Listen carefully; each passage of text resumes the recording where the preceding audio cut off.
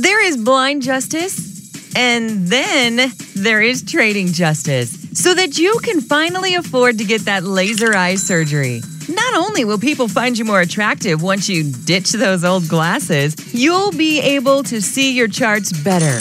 That's what we call win-win. Speaking of winning, it's time for a little trading justice. Brought to you by TackleTrading.com.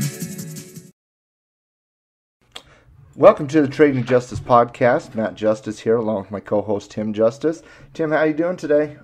You know, I'm doing great, Matt. Excited to be back on a podcast. It's been a few days and just fired up about next week's market action. Yeah, we got a bevy of market activity next week. Obviously, during earnings season, it's hot and it's fast and it's daily and it changes. And, you know, it's a fun ride while it lasts, but sometimes the roller coaster gets a little too long. And you're looking forward to it coming to a close so you can get back to some normal market behavior. But this week in the market, you probably got one of your biggest weeks out there, both from an economic standpoint. We just got a ton of economic news out there, and earnings standpoint. But before we get into that, I want to talk to you about last week's earnings and kind of what you saw from an earnings standpoint, what you saw from a price action standpoint with Apple and Netflix and CMG. All reporting earnings out there last week. Just had a ton of, growth type stocks report earnings. What was your just high level read on what happened last week? Well, as you were talking, I brought up a heat map, which lets me look back and, kind of get a cross section of the market in different ways. And we talk about heat maps in our classes and whatnot. But I'm looking at companies that reported last week: Microsoft, AT&T, Verizon, Apple Computer, Those were just in the tech sector. Those are the behemoths. Visa, Comcast, McDonald's, on and on and on and on. There were tons of companies that came out and reported. And what I saw was pretty normal behavior around earnings, quite frankly. I didn't see huge gaps. I mean, CMG was an exception to that. They had a pretty big gap to the upside. Gotta love those burritos, right? I seriously, I was in Houston this week teaching a great group of traders. I go to Texas a lot because I love Texas, but I could not stop just complaining about CMG. I don't get it. I don't get how a burrito company, whether they make it with natural ingredients or not, is $673 right now. Its P ratio is so far out of whack, and I know they've made a profit. And I know they beat the market expectation, but what was it? It was about $70 on the earnings gap. Oh, wow, that was amazing. Their market cap right now, if Finviz is accurate, is $21 billion. They've made $356 million just in income, though. It should be a little higher, you would think. PE ratio 59 is what they're saying, but the forward PE is only 39 because of expected growth. Yeah, people just love those burritos, Matt. You know what you do is you take all the sauces and you pile them in there. I know what you do. You take all the sauces, you pile them in there, and it's a fantastic burrito. I get it. I don't get how it's $673. That report, to me, I've read that report numerous times, and it was a good report. It definitely was a good report. It was one of the better reports we saw last week, to be honest with you. But at the same time, oh my goodness, you would have to buy 80 of those burritos just to buy one share of CMG stock. One share. That's ridiculous. But you know what? Price action is king, and CMG in the last year has been one of the best stocks out there. Yeah, it's the old saying, trade what you see. If you're a short-term trader, it doesn't matter what the PE ratio is. All this stuff, you don't have to put your suspenders on and, act like you're crunching numbers all day long. You got to trade what you see. When you're playing an earnings expectation, I don't got to figure out if the company's going to be the next Taco Bell, Matt. I just got to trade what's on the screen in front of me. Oh, CMG is much better than Taco Bell. But I'll tell you this. Also, as a trader, we don't care about the P ratio or the direction. I had an inverted butterfly. You'll like this. I had an inverted butterfly on CMG and had like a 12% type potential profit on it. Is a little credit that you're receiving. I think it was like $150 per contract, and the margin requirement was right around $1,000 per contract, right? And the next day, it was on the put side. I wish I had it on the call side so I could manage it a little better, but it was on the put side. And the next day, immediately, okay, not kidding, maxed profit next day. It's just like, as a trader, when you expect a large movement, I certainly expected CMG, a lot of movement on CMG. The market expected 40. I was expecting about a 45-point movement. We got a 70-point movement, and that inverted butterfly maxed out gain. It was a good trade. How long do you think you had been trading before you learned how to execute an inverted butterfly the right way and really understand all the nuances? Wow. I'd say a couple of years. A couple of years in terms of how active we are now versus when we first started out. But I'd say a couple of years in terms of not only understanding how to put the trade on, because how to put the trade on, it's all rules, right? Yeah. And that's not hard, and especially with broker softwares today, trading's really, really easy. Even some of the most advanced option trades you can even think of, trading's really, really easy. And so, in that capacity, that's the easy part. The harder part is, understanding kind of, all right, how is the market expecting this to gap? What do we expect it to gap? How do we make money off what our expectation on the gap is? How to manage the trade is the biggest difference, because, even on that CMG maxing out, T, you probably, this as well as anybody, closing an inverted butterfly can be difficult, especially when you're so far, out of the money with those put options at that point. Yeah, it's like trying to sell 2-day-old hot dogs at the beach. Nobody wants them. You got to go on sale. You got to go discount pricing. That's right. It can be hard to close. The reason I bring it up, Matt, is that I ran into an old friend last week. I think I told you the story off air, but I like how he said off air, like I'm a radio guy right there. Uh-huh. Holy cow. Yeah. You get 200 people to listen to your podcast, all of a sudden I'm Howard Stern. We got 250. Don't sell this podcast short. Have you seen the reviews on iTunes? The people want it. Come on. Get it out there. But anyway, I ran into two friends offline that aren't traders. They have they're not real active in the market, but they just stumbled upon the podcast. Mm-hmm. And it made me think, we've got such a different level of experience from our listener that sometimes it can sound like, this stuff is really complicated. And that's just trading lingo. Honestly, Matt uses phrases like inverted butterfly and, you earnings expectation and how you're going to close out the wings and the legs. That's just like listening to a golfer say, it's our language. My set 7-iron and hit a knockdown shot. If you didn't do it, you wouldn't know what it meant. But it'll come with time. Wherever you're at, hopefully we can bring something that you'll enjoy in the podcast. Well, I'll tell you this though, T. You're right. You're absolutely dead right.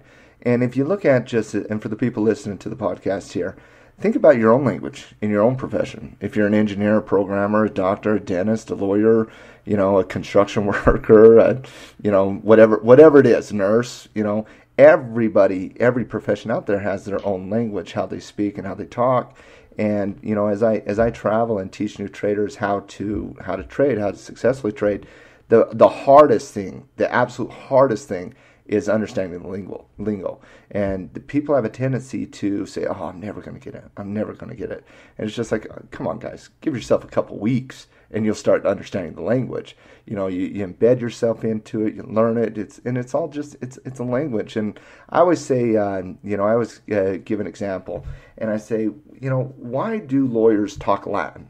Why do doctors name things these ridiculous names? Why do dentists name things these ridiculous things? Why does everybody have their unique language for their profession? Why do you think that's the case?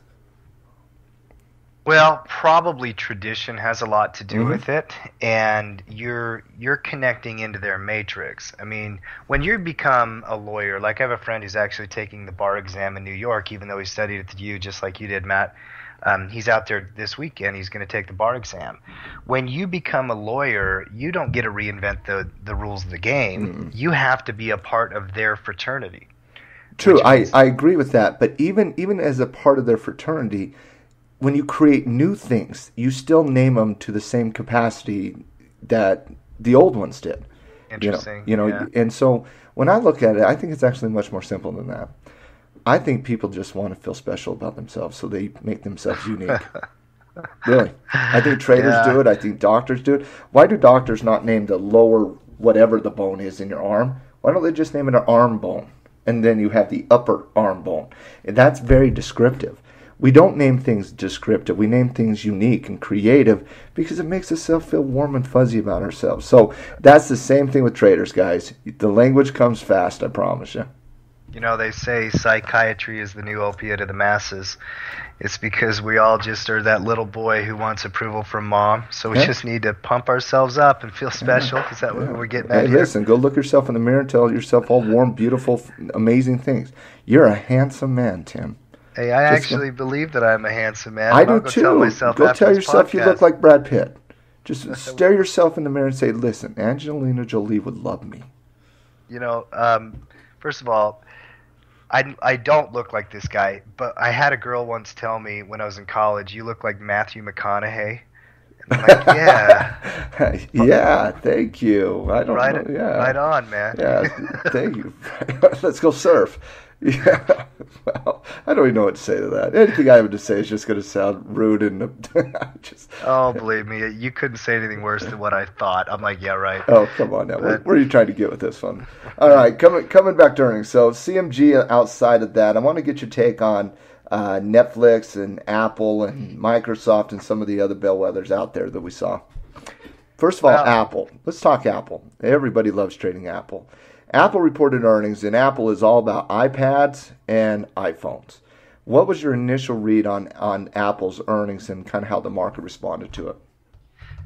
It's probably my favorite stock to watch. Up, down, bear market, bull market. For some reason, I'm just enthralled with that company. You know, they're no bigger in market cap. In fact, they're smaller than Microsoft, or maybe slightly bigger. They oscillate back and forth. But yet, Apple I'm just glued to all the time. Microsoft, I hardly ever even watch very much. And I was very impressed with Apple's resilience in a very lackluster report. They easily could have sold off. It just goes to show the confidence. You're so nice. Well, say that again. I said, you're so nice. I mean, Apple has had iPhones and iPads for 7 years, and that's all they've had. They haven't exactly been the front runner of leading technology these days. And I saw their sales the same way you did. They actually just barely meet expectation on some of it, and they actually was underneath expectation on other. iPad sales were horrible. I mean, absolutely horrible. The growth in China, although when you look at it from just a number standpoint, very, very impressive. The market expected a lot more growth coming out of China. And iPhone sales are still top out there, and they're doing really good. But at the same time, I think Apple, if they're going to continue to grow at the level that they had, and they're getting back to they're close to their all-time highs, even after the split. They're approaching $100 right now at $97.67. Right there at 100, they'll be about $700 if you take it after before the split. So they're approaching kind of where the market cap was 2 years ago. And it's going to be interesting if Apple can get back above those levels. I'm with you, though. I love Apple. I love trading Apple. I love Apple products. But I was not impressed by their earnings report. I was expecting a little bit more, but you're so right. I mean, Apple went up. Very resilient on their earnings report. Well, and, I think it's an indication of the broader market and the sentiment in the broader market. Investors right now are fearless. Markets sell, they come right in and buy. Mm-hmm. There's just this belief that the Fed, it's kind of like that. Remember when you were a kid, they used to take the blanket out on the football field and they would throw you in the air? Yeah. You have the confidence that 30 people are around there holding on to that blanket and they're going to catch you and you're going to be just fine. Yeah, but and if you're ever the market is right now. Yeah, but every now and then all your buddies say this would be funny. And they drop you on your keister. Oh, yeah. So that's going to happen to the market eventually, by the way. It's going to be really, really interesting. But yeah, there's no reason to sell right now, and it's free money out there. That's why you're seeing mergers and acquisitions at historic levels, at least after the Great Recession. There's been over $1 trillion so far this year just in mergers and acquisitions. In comparison to last year, that was $600 billion. That $1 trillion this year is the highest level since it's been since 2007. And so, with the Fed's monetary policy where it's been near zero interest, there's been free money out there. So why doesn't the AT&Ts of the world go buy DirecTV for $40 billion or whatever the ungodly number was? Why doesn't Facebook go out there and purchase WhatsApp, which is just a chat function for $19 billion? because it's free money, and they know they have to, eventually it'll become more expensive to borrow, so they borrow a lot right now. And the same thing can be applied to stock buyback programs. We've seen stock buyback programs, at historic highs, $160 billion in just this year alone, last quarter alone. Was in stock buyback programs because everybody's borrowing money right now. Because why wouldn't you? It's free. The only thing I kept thinking about through that entire rant you just had was I can't wait for the second season of Silicon Valley to come. Dude, it's not that was nowhere near a soapbox moment. Nowhere near. You should have seen some of the ones I had in Houston this week. They were downright impressive. I'm talking 60s preacher standing on a street corner just preaching the good word of trading. It was awesome. You need to go the 1760s. Preaching from the pulpit in northeastern England. Oh yeah, yeah, good old Protestant preacher getting up there and preaching the good word. But this one was me talking about trading. It was awesome. I had so much fun down in Houston this past week. I had a great event, great people. I had to, I got to tell you a story real quick out of that event. I had a guy up there, a little older gentleman, and he had some money in the market. He'd been trading for years and years and years. And all 3 days, I could not say anything without him saying something. Literally, I've never had somebody be so active in terms of talking. And sometimes it was dead on, and sometimes it was like, what are you talking about? It's just kind of, sometimes it was rambling, sometimes it was good. And it was just like, but he comes up to me on day 2 and he's like, hey, listen, I don't care what it takes. I'm going to learn how to do this the right way. I said, that is absolutely awesome. And I started talking to him, during breaks and whatnot. He'd always come up and give me a joke. He's one of those guys, he has like 1,000 million different jokes out there. Yeah, I call them street jokes. Oh, his jokes were awesome. And it would always be like, what do you call this and this? And it would just be like, I don't know this time, And but it kind of reminded me a little bit of our Uncle Orson when we were growing up. Some of his jokes weren't that funny and were very, very crude, and we were only 7 years old. Before you go on, I got to cut in there. Yeah. So why is it that our generation, because you and I, we're in our mid-30s, that's all I'm going to say. Generation X. Our generation and younger really doesn't have street jokes. I don't know because we have iFunny. Oh yeah. We have iFunny, and like my son, he'll just get on iFunny and just laugh to himself. So we do not. That is one of the death of the joke telling, right? You don't see it any longer. You only see it with the older generations. Yeah, you don't really meet a lot of guys that can tell a good joke. No, I was in a college political science course one day. And the instructor gets up and he says, all right, everybody stand up. And he went around the room and he said, tell your best joke. And this was, 10 years ago, but guess how many people could actually tell a joke? Probably, and with the courage to actually do it in front of a crowd of people, I'd say out of 30 people, 2 or 3 people told a joke. Yeah, everybody had to tell a joke, but some of the jokes were just kind of stories. Right. They weren't actually a joke. Right. And what do you think about right now? If you came out there right now in a college class and said, okay, everybody stand up, give them no time to think about it, tell a joke. How many people do you think could tell a joke? They would repeat something they saw on YouTube, or they would tell a story that they saw on Tosh.0. Yeah, something along those lines, right? Yeah, it wouldn't be a joke. No, it's the dying breed right now. But this guy, he would come up there and just tell me a joke probably average 5 a day. And the last day, I'm getting ready to do my one-on-one with all the people that are moving forward with learning how to trade and whatnot. And he comes up to me and he's in tears, and he says, Matt, my wife passed away. And it was expected. She was older, and she's been terminally ill for a while and whatnot.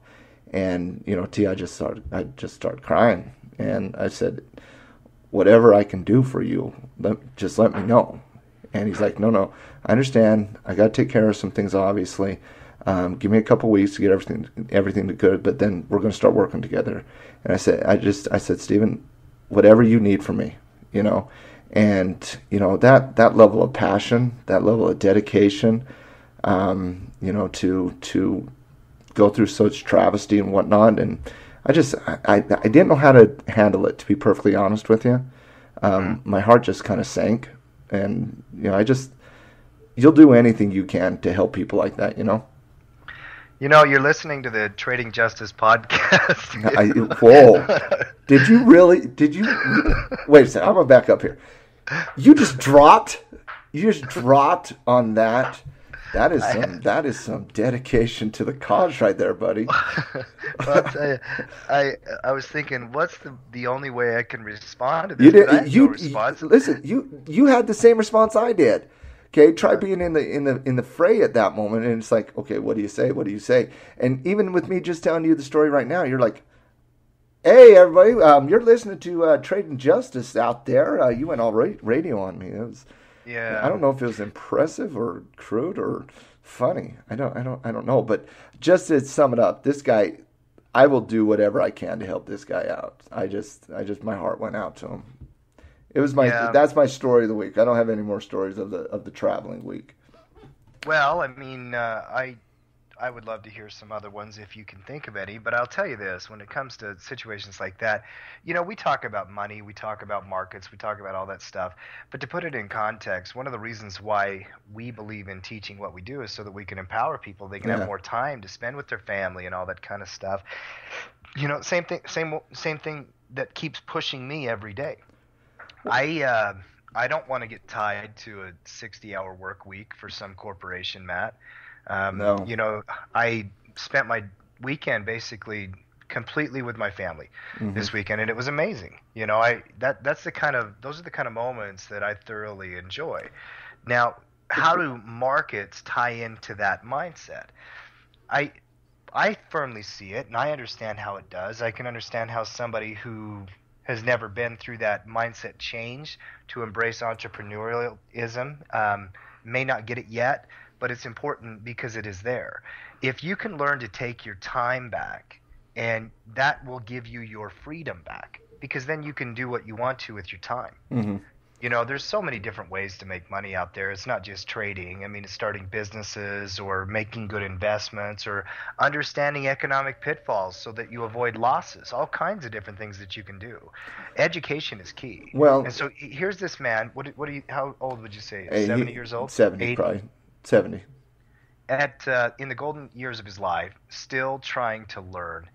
That's the kind of person that really motivates me. Well, and honestly, Tim, he'd been trading for 30 years. I mean, he'd been investing for 30 years. He knew all the definitions. Some of the option stuff was over his head, but he knew all the definitions. He'd been trading. Obviously, hadn't found the success that he was looking for. That's why he was in my class. But yeah, those things motivate me, and kind of getting back to kind of one of the reasons why we do what we do is you look at the economic situation out there. You look at the trading, the financial situation out there. Currently, 5% of the population controls 95% of the wealth, and there's a reason for that, Tim, and it's knowledge. The 5%ers out there simply know more. They know how to manipulate the system, and they keep the populace ignorant. And that's the one thing that a lot of people don't understand is a lot of our system is based around the fact that consumers are ignorant and they get taken advantage of. They don't understand our economic reporting system. They don't understand why the unemployment report doesn't include, people that no longer have a job. It doesn't include, inflation with the prices of energy and food. They don't understand Fed speak. And all of this is just based on just keeping a populace ignorant so that they can continue to pay, that populace can continue to pay Wall Street trillions of dollars each year in fees, just so that they can manage their money. When, if you actually look at it, you can teach somebody to outperform 90% of the entire market literally in 5 minutes. That's how long it takes. And well, I'm gonna ask you something. I mean, outside of ignorance, what might be another reason that people stay where they are and they don't make that leap into that next level of consciousness or economic freedom or whatever it is? That's a wonderful question, and there's obviously a lot of reasons why we've given our authority away from a financial standpoint. But I think as a society we've gotten very complacent with everything. We've accepted that every now and then really, really bad things happen, and we go through really, really bad times. and they've accepted the fact that they're not going to have as much money as that they were promised joining this 401k model that started in 1976. And I think they've gotten a little bit complacent, number one. I think we've given our authority to, from a financial standpoint, to Wall Street. And I think it's more now than it ever has been. And I think it's a sad state of affair, because as long as I've always said, as long as we have our iPads and our iPhones and we can get on iFunny and, we're fine. And I think it's sad. Well, and this isn't even always just about money, but I think even life experiences and growing as a person would fit right in here as well. I think people are afraid to make changes in their life. We become so entrenched in whatever it is that our existence is. And that is a very big risk, in my opinion. You've got to constantly keep your brain working and thinking and enjoying new experiences. And I read this article this week, Matt, that I wanted to bring up with you. And I think it applies to the mindset that we're talking about. I believe it applies to trading. I believe it applies to, self-improvement just as a person. But before I bring the 10 things in this article I wanted to bring in, I'll talk about that in a minute. I'll tell you a story about a friend I have. She has a PhD, and she was a professor in Washington, and she's married a couple of years now, and her husband was full-time working, and they bought a boat. And they literally, and they don't have kids, so this makes it easy. Those of us with kids, and maybe we shouldn't even say that. Maybe even those of us with kids should take chances like this. But Matt, they quit their jobs. They saved enough money, and they're going to go from port to port, literally, and sail the world.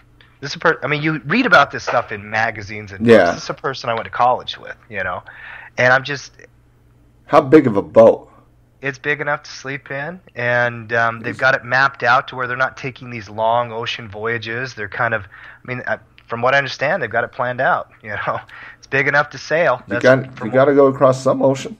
Yeah, they're going to go down the coast. They're going to jump from island to island. They're going to end up down South America. I'd have to look up the route. She was telling me about it, but it's just the whole thing to me was just fascinating that you could take a leap like that. I don't see very many people taking chances in their own life. Most people won't venture from their own menu at their favorite restaurant.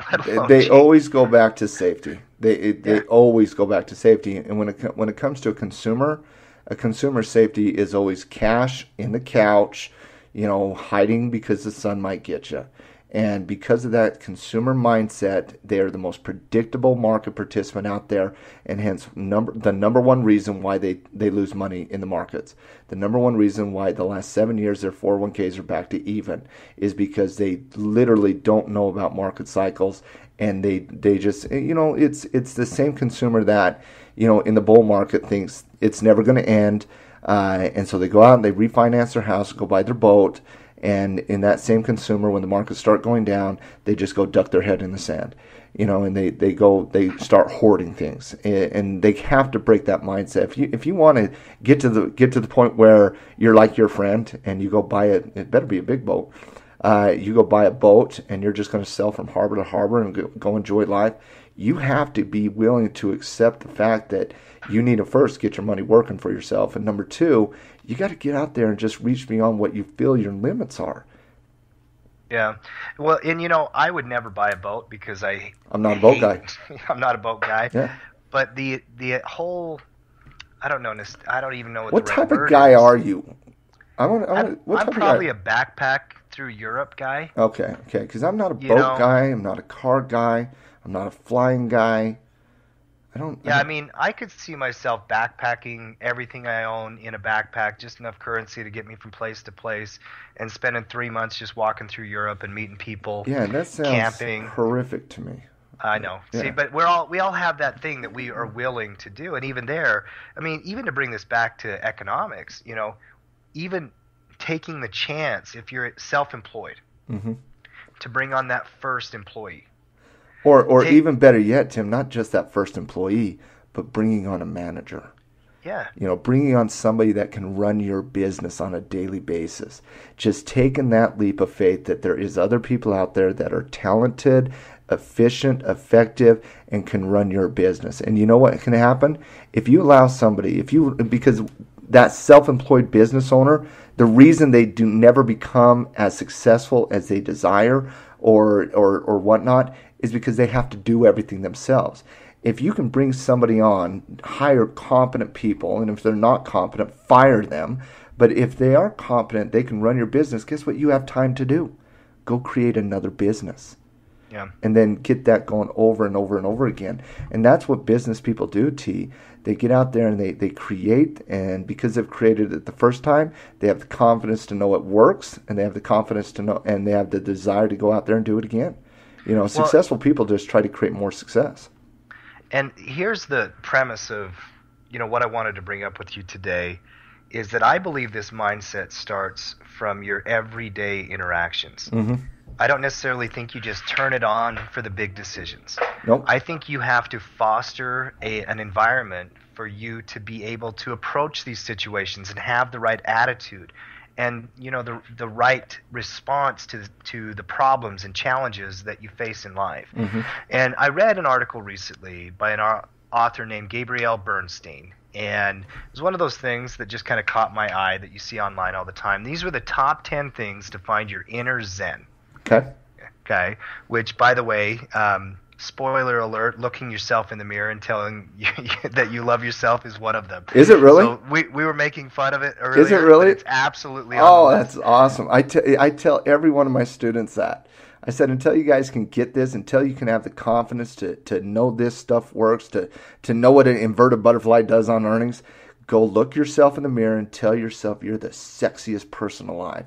You are the smartest man. You're good looking. Nobody can stop you. Wow, me and Gabriel have something in common. There you go.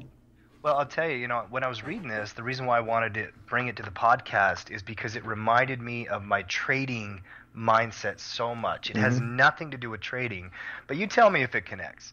Tip number 1, create a positive perception playlist. Now, Matt, not everybody can work with music on. I definitely love to have music on, whether it's just my earbuds or if I'm in my office having Pandora going. Mm-hmm. But she said actually create a list of songs that trigger a positive response in you, so if you're in a negative moment, just turn that playlist on. It could be your 10 favorite 80s rock songs or whatever it is. I'll tell you right now, if you went to any motivational seminar, okay, any one of them, they have pre-canned playlists that are all triggering emotional responses because there's certain words, certain sounds that trigger emotion. Some of them trigger positive, some of them trigger negative. And it's amazing. I went to a training one time, and the trainer up there, he had a specific playlist. And I went up there and asked him, I said, you have this, you play this every time? He says, I never go away from this playlist because this playlist triggers positive mindsets. And that was the first time I've ever thought about it like that. And now when I'm at my events, I don't do it as much. Like I'll just put it on YouTube, or not on YouTube, but YouTube channel, because I love the YouTube channel on Pandora. But yeah, I agree with that because there are triggering words or triggering sounds, and they trigger either positive, negative, sadness, happiness, whatever the case might be. And we've all found ourselves on any given day or any given situation where the negativity is creeping in. And when you're trading, it might be a rash of bad trades. Or if you're day trading especially, maybe it's an hour where nothing's going on. Flip something on that's going to make you brighten up a little bit. Yeah. I know it sounds cheesy, but for me, I can just think of the Supremes playing right now, and I guarantee that's going to lighten me up a little bit. So this is something I'm going to do. The Supremes? Oh, I love the Supremes. I love Motown. Oh, I absolutely love Motown. Yeah, that's good. That's good music, no doubt. Yeah. Tip number 2, gratitude is the attitude. And what she says here is when you focus on what you do have rather than what you don't, you create more of what you want. Okay, so it's time to create a gratitude list of all the things you're grateful for. Mm-hmm. Now, apply this to trading, Matt. What would be some examples of things that you could remind yourself of, trigger you out of a negative moment and put yourself into a positive space? Oh, man, I don't even know how to answer that. Because I honestly never get negative when I'm trading. Yeah. I mean, maybe when I was younger and didn't understand or didn't know why something was happening the way it did. But trading to me now is completely zero emotion. You know, I know for a fact that if I have a losing trade or a losing week or a losing month for that matter, I know I'll make it back, and I know I'll be successful long term. And because I know I'll be successful long term as a trader, and because I've accepted the reality that's the only way that I'm going to meet my financial goals, then the negative doesn't impact me, because I know I know one of the reasons that, you know, I am successful is because I fell. And I've accepted that. So I don't know if I've ever got to the point in the last few years where I've been like, well, now I'm really down in the dumps. I've had a lot of losing trades. You know, somebody pulled me out of it. I mean, maybe back, I think the last time that was really kind of did that was 2011. And you'll probably recall this, Tim, is when the European debt crisis came out. And, you know, I was on fire in August and September. And just, you know, I was basically... every time the market hit resistance, I'd short the market and long gold, and it was just like, oh my goodness, this is amazing, and this is never going to end. And I was just having a great month and a half, and then all of a sudden it broke out, but I was doing the same thing, and I gave back everything that I made in August and September. I gave it back in October, and if it wasn't, there was a conversation you and I talk a lot. That's why it's important to have trading partners. You and I talk almost every day about the market and about what we're seeing out there. And we had a conversation, and one day you just said, Matt, what would you tell your student if your student was doing what you're doing? And I'd say, stop being dumb. And I think that was the last time where I really got that negative, and now I've really accepted the long tail, you know, message where you got to have a long-term vision. This isn't about today or tomorrow or the next day even. It's about where you're going to be at in 5, 10, 15, 20 years.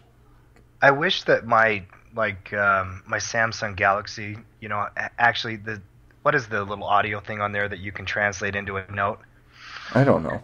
I need to like translate the last 3 minutes of you talking into notes, and I promise you I could take 10 things out there and make a list of gratitude is the attitude, because you already just have embraced it. So you're in a situation where you've been trading long enough. You don't need a list. But think about the catchphrases you had there. You know, I have a long-term vision. I know that I'm going to bounce back. I've been there before. I mean, these might be things that a new trader hasn't experienced. Where, you know, just like a checklist. I had somebody tell me recently, you know, Tim, and this is something I actually started doing, Matt. I installed this app on my phone called InkPad. Yeah. And you can like put on to-do list and stuff. And I have this one list. I just call it happy. And I've got like 12 things on the list. I'm not going to read them. But just things that make me happy, you know. And you've been writing everything down lately. I mean, you've been writing everything down lately. No, I've been doing great. I'm in a great mood right now. No. You're very happy. I'm not saying that. I'm just saying you've been doing some things in the last 2-3 weeks. And I'm like, what is going on with this kid? I just believe in self-awareness. You know, you have to break yourself out of your shell every now and then. And especially when you have like those negative moments, it might just be a moment of stress. Whatever. I just don't like it. I want positive energy in my life. You and I are very similar in that we can't stand negativity. I mean, it just literally drives us crazy. Yeah. And that's another thing. I've accepted that. I've never done something amazing in my life that was birthed out of negativity. You know, that was made out of I can't do this, or I'm not good enough. You know, I honestly believe that any obstacle in life you can overcome. You got to barrel down and you got to keep walking. You know, I had a mentor of mine one time tell me that, you know, he was doing the fire walk, and you know what a fire walk is, right, T? Yep. Yeah, he was doing the fire walk, and he was standing in front of the fire walk, and he was just so psyched out, just scared. You know, couldn't even envision himself getting on the coals, because all he could think about was his feet burning and the hair on his legs getting burned out, and, you know, panicking and being so scared in front of all of his peers and whatnot. And all of a sudden, he just takes a step onto the coals. And he obviously finished the fire walk, came back, and he asked his mentor, he said, "Why did you push me? Why'd you push me onto the coals?" And the mentor said, he said, "Because if I could get you to take that first step, you'd be real motivated to take the second. And that story has just stood with me about fear and what fear can do for us. Fear holds us back, creates self-doubt. And a lot of fear is just a lack of understanding or a lack of knowledge birthed out of ignorance. And so if you ever find yourself fearful, the appropriate thing is not to take a step back. It's to barrel down and get through the obstacle. Find out whatever you need to do to get through whatever you're going through. Because if you take that step back and it's based out of negativity, you're never going to overcome it, and that's going to create a pattern of behavior in you to where you're just going to, that you won't even be able to, function in certain capacities. And when it comes to trading, Tim, when you take some losing trades, yeah, you can get out there and say, oh my goodness, I'm not smart enough. I don't understand the lingo. No, the best thing you can do is talk to somebody, figure out what's going on, kind of like what you and I did back in 2011. Figure out the problem, fix the problem, barrel down, and keep moving forward. And I think that takes us into number 3, which is to be more present. Instead of worrying about what happened 6 months ago, or that you had problems 10 years ago with other financial whatever. When you're a trader and when you're dealing with either success or failure or stress or whatever it is, be present. Be there in the moment. Don't let your mind wander. Don't ignore the problem. Like they say, stick your head in the sand. Yeah. Right? When you just want to ignore a problem, don't do that. Be present and focus on that next step. And you may need a mentor to push you into that next step, like you're talking about with the firewalk. In looking at that, be aware, be present. I think that's a massive one, and it's a big problem when it comes to consumers with 401ks. People with a 401k, it's for those of you who don't understand or know what a 401k is. A 401k is a savings plan, is what it is. You get it, you put money into it, your money, and it's invested in mutual funds. And over the course of 40 years, you're supposed to have, enough money to retire on and live a happy life. Well, we obviously know that doesn't work. But what happens as the market goes down, because people have a lack of understanding about trading and finances in general, they literally duck your head in sand and they just deal with it. And the pain gets so bad that they sell off at the end of the bear market, and then they miss out on the entire next run. If you want to be successful as a trader, if you want to be successful as a business owner, if you want to be successful in life, you have to be present. You have to make decisions with the information at hand. And if you don't have enough knowledge to make the appropriate decision, you need to get somebody who does. Yeah, absolutely. I mean, you got to surround yourself with people that are there to inform you and help you understand the situation you are in the present, which could be the economy or the market condition or a business venture that you're dealing with. Yeah. I'm a firm believer, Matt, that you should always be looking to surround yourself with more people that are informed and are successful regardless of what walk of life they're in. You never know when you're going to need that person. Well, and right? here's another problem when people go through losing periods in the market, and it happens every 5-6 years, guys, and it lasts about 2 years. And when you're going through those losing periods in the market, and you have the only people you have yourself surrounded in is the people who are in the same capacity you are, you're not going to get good advice. And you're not going to get good advice from your financial advisor. You're not going to get good advice from your money manager, and that's a problem. And so you surround yourself with people who basically cannot give you any type of information. And so what do? You do nothing. You just sit there and you say, well, you know what, my neighbor's losing too, and I know how much he's lost. I haven't lost as much as he has. Or, that. And another one is, last year in the market, I got to tell you this.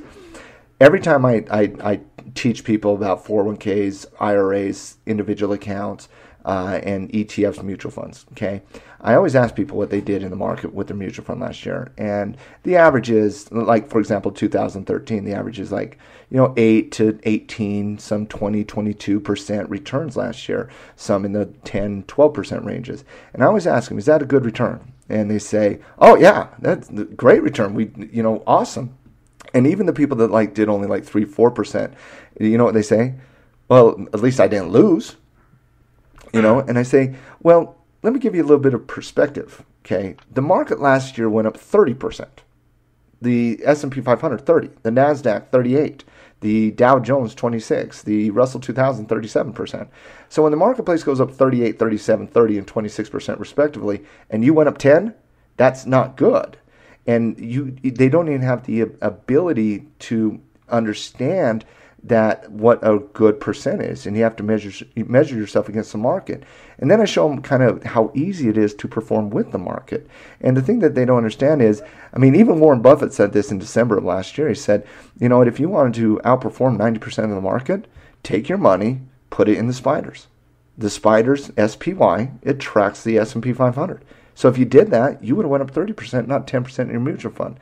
So, you know, it's just that you got to be aware, obviously, but you also have to have the knowledge to make decisions, you know, because if you're aware, but you're making decisions out of fear or ignorance or greed or any emotion, typically you're going to make the wrong decision.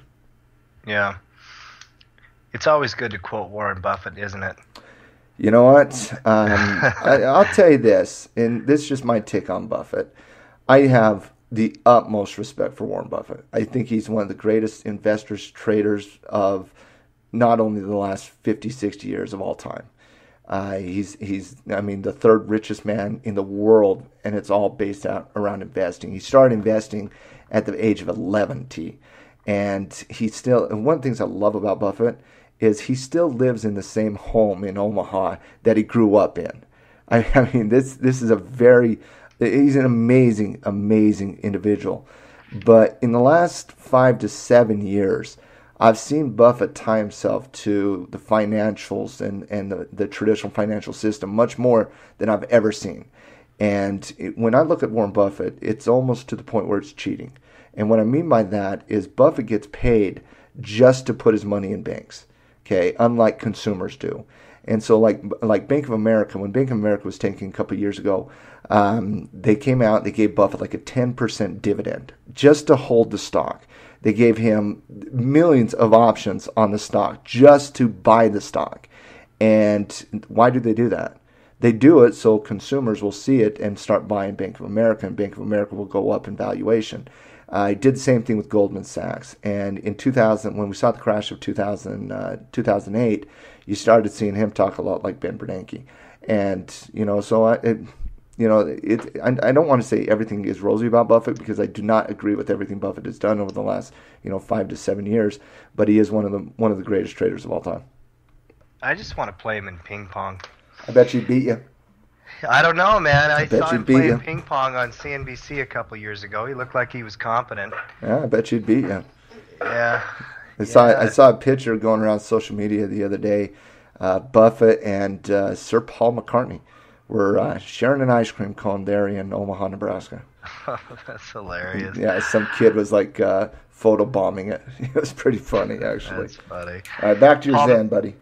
Paul McCartney is one of the greats, obviously, but he's no John Lennon. That's all I got to say for those Beatles fans out there. I love. What about Ringo Starr, man? Why does Ringo Starr not get any play? Because he never really sang anything or wrote anything. So he wasn't important in any capacity? Is that what no, he was great. I mean, they say he had perfect pitch, and he was one of the greatest drummers of all time. But he never really, and I may be wrong about that. I don't know everything about the Beatles, but I don't think he had very many songs he sang. Maybe just a handful. Yeah, maybe backup and stuff like that. Yeah. You can't go wrong between Lennon and McCartney, though. They're both amazing in their own right. Conversation for another time. That will take me an hour. I promise you. I would debate the Beatles. You would dominate me in Beatles discussions. Music is your wheelhouse, man. Yeah, I love the Beatles. Greatest band ever. Obviously, that's easy to say that, but I'll stand by it. All right, defend it. The British invasion fleet of 1965. Whatever. They all sound. There's like 19 bands that all sounded the exact same as the Beatles. Don't even start. Yes, I went there, but we can solve that one off air here. Let's get back to what's number 4.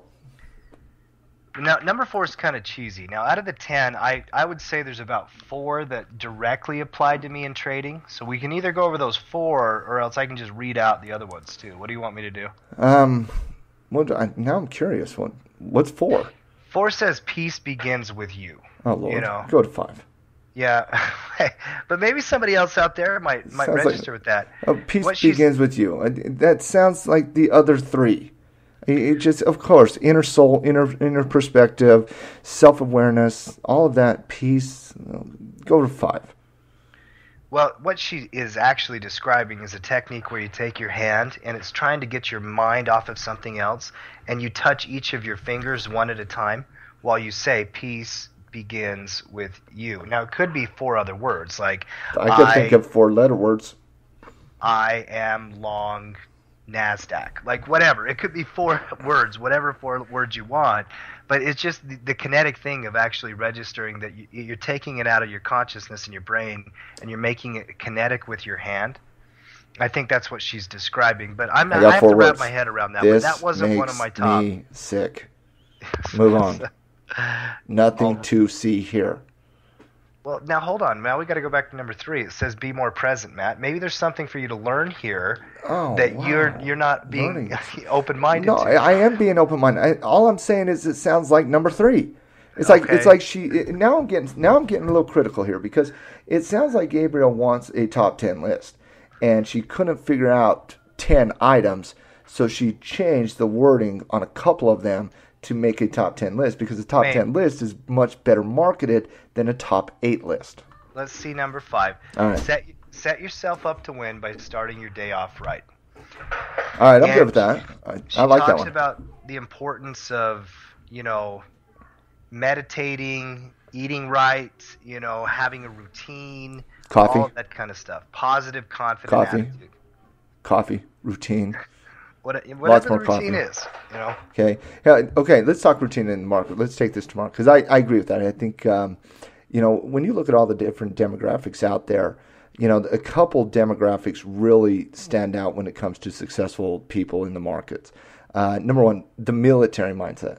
The military mindset is a wonderful trader's mindset. Trader's mindset. You know why? It's disciplined and it's structured and it's routine. And that's what it takes to be a successful trader. You can't go and say, I'm too tired, or I got to go do this, or work is happening, or I just, my boss called, or I got family obligations. You have a business to run in trading, and you have to go through your routine on a daily basis.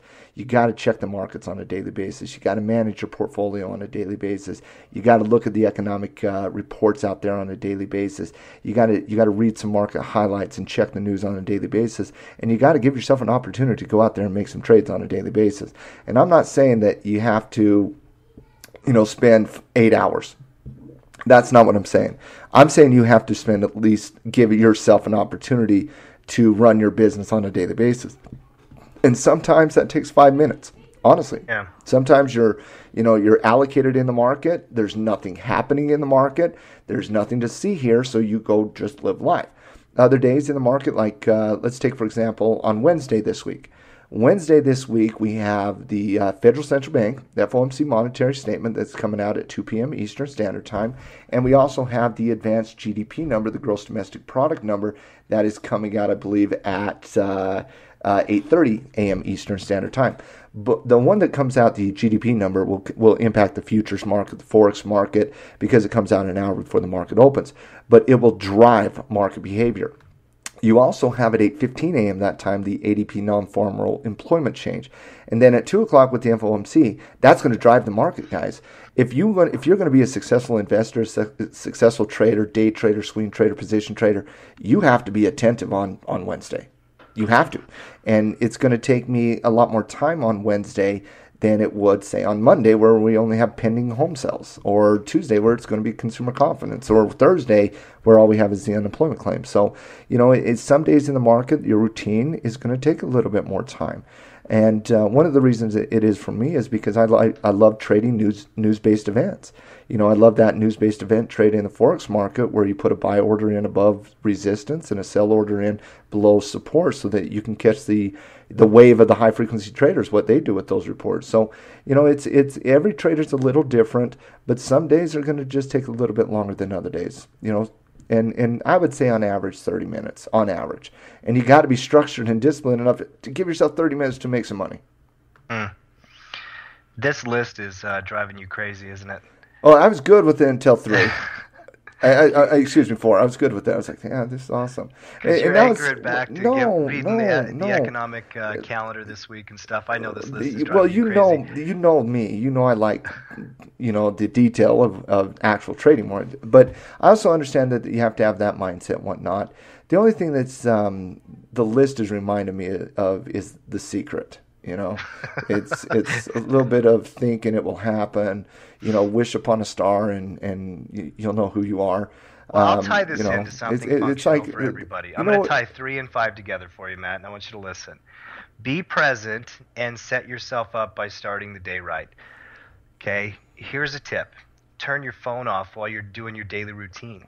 I can't tell you the number of times I've been sitting next to a student or a new trader, and they have to check their text message or an email that came in for work. Yeah. You can't multitask all day long. Just focus. Shut it down. Focus. Don't have Facebook going and don't go back and check your email while you're doing your daily routine.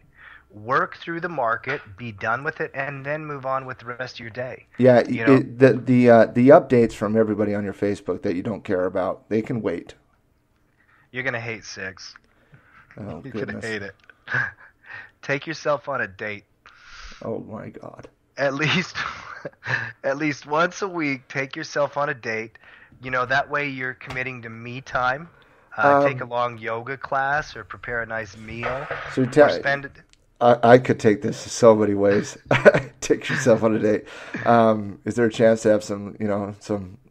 Never mind, I'm not going to go there. But take yourself on a date.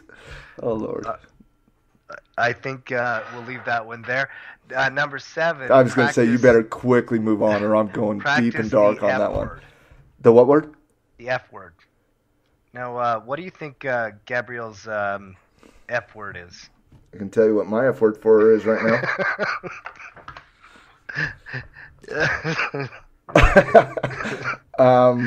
Forgive, Matt. Forgive. Just like you should forgive Gabrielle for being cheesy and wanting to do a 10-minute. She's got great content here. Don't judge. You're she has no lot. Content. None. Yeah, she does. No, Absolutely. none. The only content she has is what I gave her in the daily routine. That's it. Okay? And again, I'm not saying, you're making me sound harsh here, but I was all positive about it, about 4. Is take yourself on a date and practice the F word. Yes, Gabrielle, thank you for telling us that we should forgive. That message has only been put out there for 2,000 years. Hey, if it's not broke, don't fix it, right? I agree with that. But also don't tell me the complete and utter obvious all the time. I feel like this is going in a different direction than I wanted it to. I think you were thinking something right. So I'm just saying, yes, Gabrielle and everybody else, I think forgiveness is a very, very good thing.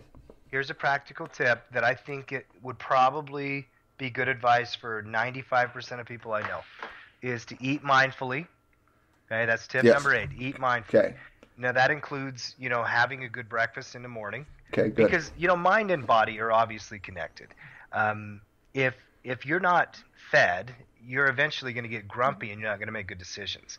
Number 2, have small snacks throughout the day. If you are a day trader that's going to be there for 8 hours. Is this your tips or is this a subheading under Gabrielle? These are me using number number 8, eat mindfully, and applying it to trading. All right. But you want me to read what she wrote? It's really short. You'll love it. No. All right. Now, I will say there were the use of the word superfoods. She recommended, nuts and berries. Nuts and berries. She also plugged her book. Yeah. That's right. Okay. What's her book? Yep. Let's give her some credit here. What's her book?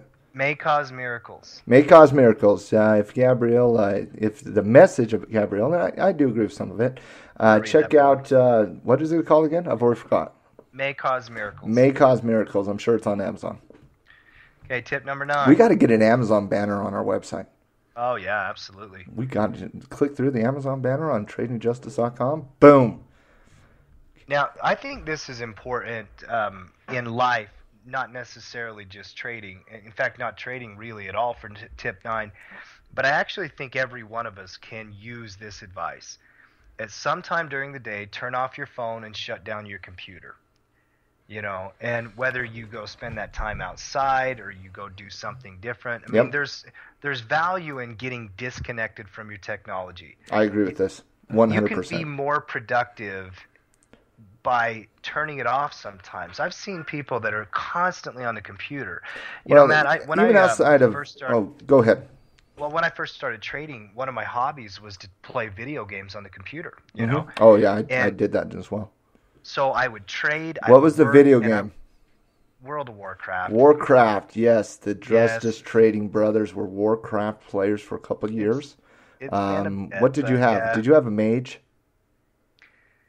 Don't get. I want to know. Did you have a mage? I want to know. I want to let the audience know about the inner Tim Justice, the self-aware and conscious and forgiving Tim Justice. Did you have a mage? My first character was a feral druid. A druid, yes, that's right. A feral druid, nonetheless. And he was horrible. And then I was a warrior. A horrible warrior. Worst tank in the history of that game. I had a shadow priest. What does that tell you about me? Well, first of all, I will not apologize for my past history with playing video games because I thoroughly enjoyed them. Yeah. And I still love geeky stuff. I mean, I love Game of Thrones. I just don't got time for video games, honestly, Matt. Dude, once your kids start growing up, no more games. I loved video games growing up. I mean, I remember playing James Bond with my friends, and skipping school, and we would play 12 hours. It was crazy when I was a kid.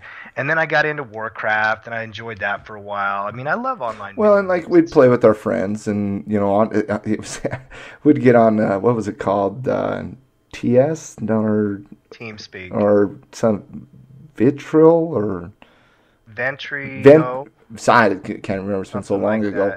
But we'd talk about the game, but we'd talk about trading, we'd talk about stocks, all of this stuff. But I just want to make sure that you are aware of what I just did. I changed the subject. Oh, we were at number 10. Okay. One more. There's only one more. All right, I'll let you finish. What is it? She says, unleash your creative side. Now, what does that mean to you? For me, it means... To me, creativity is something you have to work for. I think there's this false impression out there that somehow creativity just happens upon the artistic type. No, creativity happens to hardworking people who are dedicated. They earn it. Absolutely. They earn it. I've seen it in my own life 100 times. When I need to create something, content, ideas, create something, whatever it is, you have to work at it. And you have to put yourself in a workable space. Everything that we've been talking about today. Matt, there are times that I write. I write for our website. I write for Rich Dad when I write manuals. What I've learned about myself as a writer and somebody who needs to create content is I've got to do everything I just described in my own way, my own top 10 list. And I've got to get myself in the mood, in the moment, and I have to be ready to write.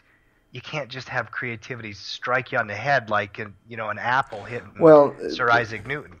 Honestly, though, bring it to trading. How are new trading strategies developed and designed? You go to a risk graph and you start clicking on the risk graph. If I did this, what would it look like? If I did that, what would it look like? And if you'll remember back a few podcasts ago, we had Dean Beckett, the trader from Portland, Oregon, and how he created that, that earning strategy that he calls the crystal trade. He basically just plotted on a risk graph for a few hours. When you have knowledge of risk graphs and options market, it's pretty easy. But he went out there and he just plotted and plotted and plotted. And then he went out and he tested and tested and tested. Before he ever brought it to that lap, he had tested that numerous times, both in terms of back testing and making sure he was doing it the right way and whatnot. And it didn't just happen because he one day woke up and said, oh, yeah, let's do this. No, he said, I wanted to be able to make money on an earnings gap with as little amount of risk as possible.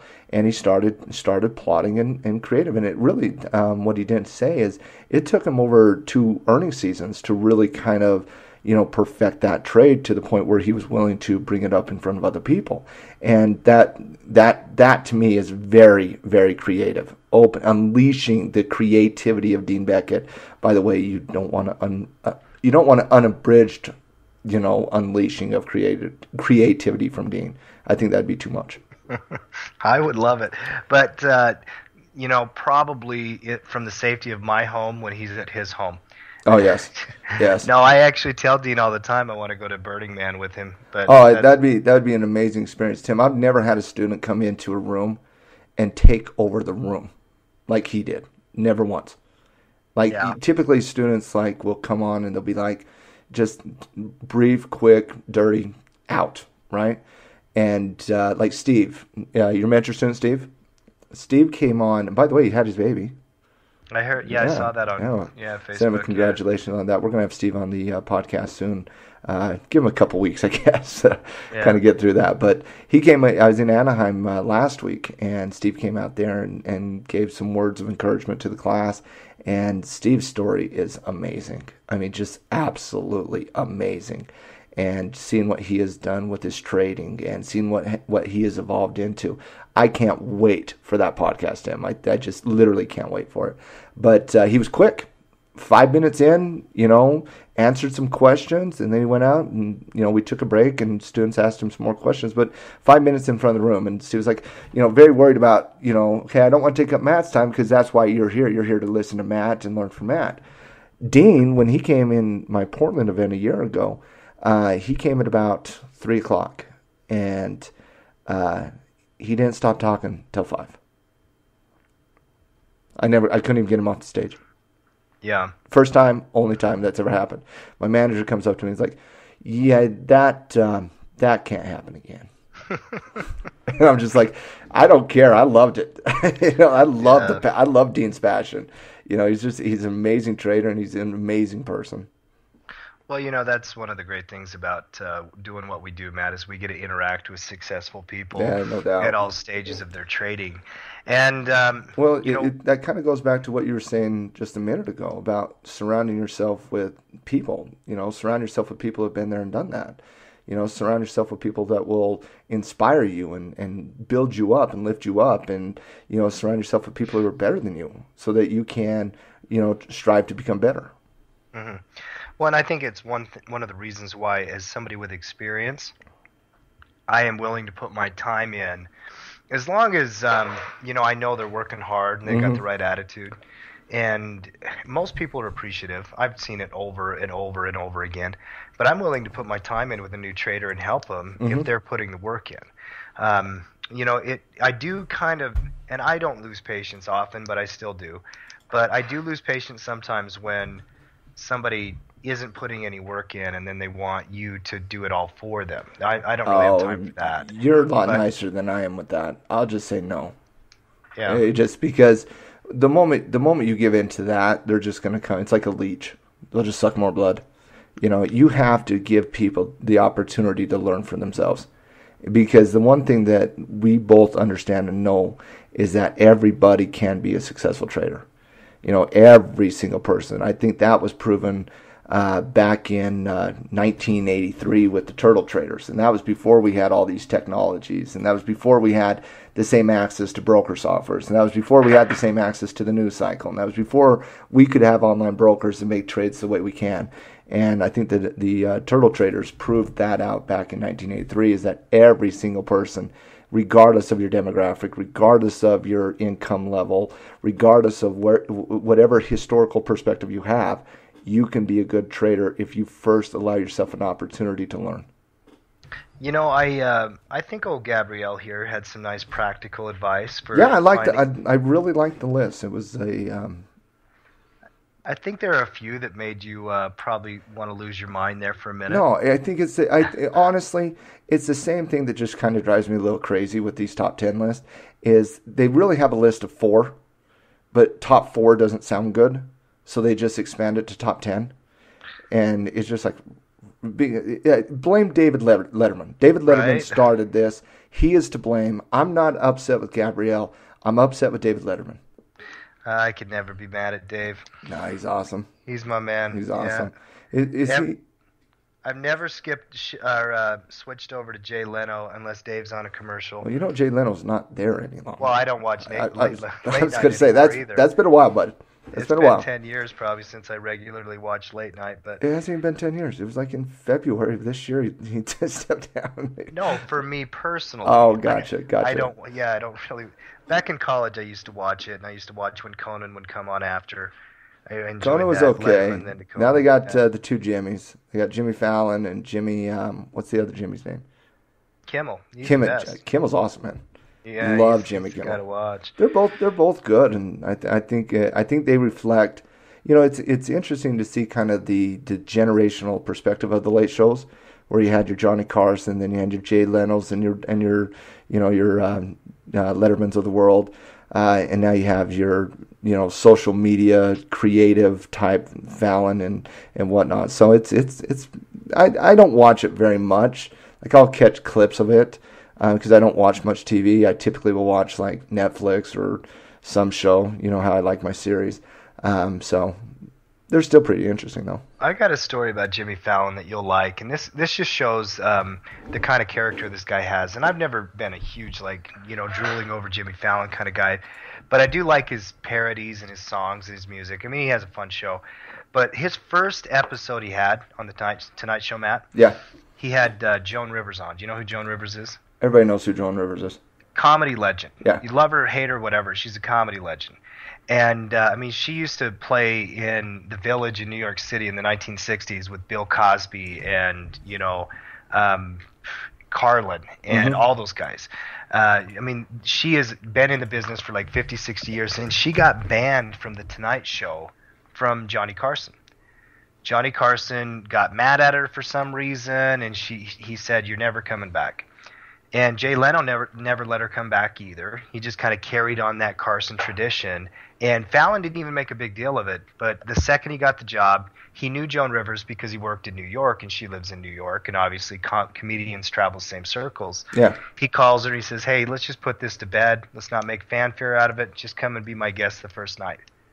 Wow. And I thought that was so cool. I mean, this was his big moment, but one of the people that was his mentors, probably not a connection most people would make, Joan Rivers, Jimmy Fallon, but somebody he knew in the business. No, because and most respected. people who see Joan Rivers today, they just see facial surgeries and whatnot, but she's been a comedian for 50 years. Right. Yeah. And he's like, I'm going to pay homage to, somebody who's been there and done that. That's cool because he could have had George Clooney, man. Yeah, he could have had anybody he wanted. Yeah. I mean, yeah. No, I thought that was pretty cool. He could have had, who's hot these days? He could have had that, what's his name? Bieber? Justin Bieber? I like how you said who's hot. I thought woman, and you went to Justin Bieber. I meant like hot, like popular. Oh my goodness.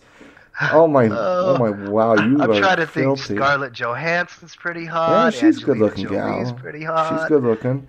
Nah, the Biebs. I'm just saying, the Biebs, man. I'm going to get you a Bieber. Believer? Is it Belieber? Belieber, I think. Belieber? Yeah. Man, I swear to heaven, the only reason we do not kick him out of the U.S. is because he pays taxes. Big final thought. You're listening to the Trading Justice podcast with Matt and Tim. We're a bunch of hooligans. But big final thought. We're going to have a big podcast on Tuesday night. And we're going to preview the Fed and unemployment for the week. Mm-hmm. Definitely tune in on iTunes. If you guys have requests, let us know either on our Facebook page or email us at on the website. You can go on the forums and sign up at tradingjustice.com to do that. Matt, any final words? Well, a couple things. Number one, this week's going to be a volatile week. And what I mean by that is unexpected movements. We still are dealing with geopolitical situations. Israel just started pounding Gaza again. We'll see what happens with the Russian situation. But I think that's going to take a backseat to earnings, big earnings week this week, maybe the biggest earnings we get out there. About 130 more, large cap stocks reporting. It's a big earnings week in terms of energy companies. Your ConocoPhillips, ExxonMobil's of the world, they're all reporting earnings, which they are bellwethers in the marketplace. So I'm looking forward to that out there. But economically, tell me listen, Monday, pending home sales, major report.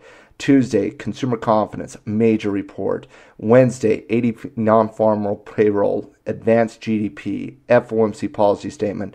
That's probably one of the biggest Wednesdays I've seen in a very long time.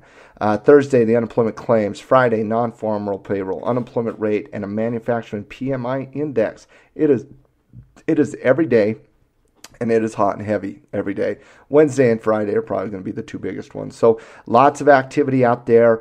What I'm looking forward to the most out there is just kind of these news-based event trades, how the currency market's going to react to them.